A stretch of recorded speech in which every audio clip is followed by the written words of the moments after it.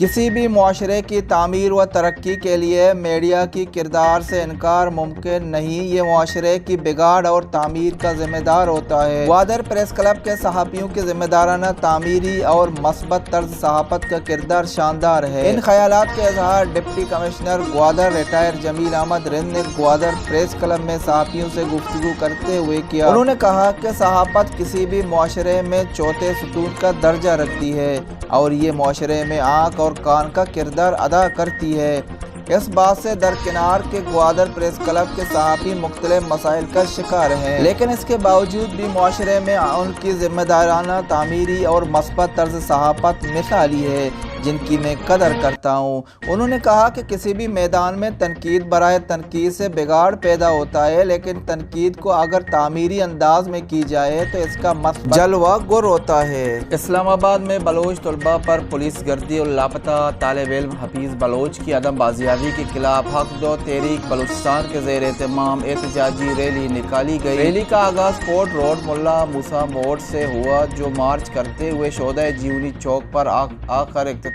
पजीर हुई। रैली के शुरका ने अपने हाथों में मजम्मती प्ले कार्ड्स भी उठाए हुए थे। रैली के शुरका से टेलीफोन खिताब करते हुए हक दो तहरीक बलूचिस्तान के सरबराह मौलाना हिदायतुर रहमान बलोच ने इस्लामाबाद में तालिब इल्म हफीज बलोच की अदम बाजियाबी के खिलाफ और अमन तौर पर एहतजाज करने वाले बलोच तलबा पर पुलिस गर्दी की मजम्मत करते हुए कहा कि रियासत ताकत और जबर के फलसफा पर अवाम को न फतेह कर सकती है और न ही हक़ाइक़ को छुपा सकती है।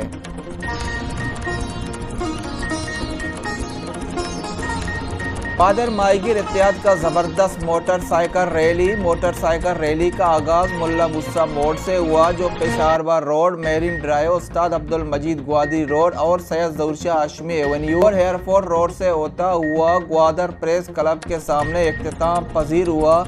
एहतजाजी रैली में माहीगीरों समेत मुख्तलिफ पार्टियों के रहनुमाओं ने भी शिरकत की। एहतजाजी रैली से खिताब करते हुए BNP के मरकजी माहीगीर सेक्रेटरी व माहीगीर इत्तेहाद साबिक सदर क़ुदादत वाजू, आल पार्टीज इत्तेहाद के कन्वीनर्स मौला बख्श मुजाहिद, BNP के रहनुमा कौदा अली, ग्वादर माहीगीर इत्तेहाद के रहनुमा नाखुदा रसूल बख्श कोच और यूनुस अनवर ने खिताब करते हुए कहा कि ट्रॉलरिंग ने समंदर को बांझ बना दिया है। ट्रॉलरों के नुमाइंदे मुख्तलिफ इदारों में होने के सबब इदारे ट्रॉलरों की रोकथाम में नाकाम हो चुके हैं और जिसका खमीजा माहीगीर भुगत रहे हैं। महकमा फिशरीज को जदीद बूट दिया जाए ताकि वो ट्रॉलरों की रोकथाम करके समंदर को ट्रॉलरों से पाक कर दें।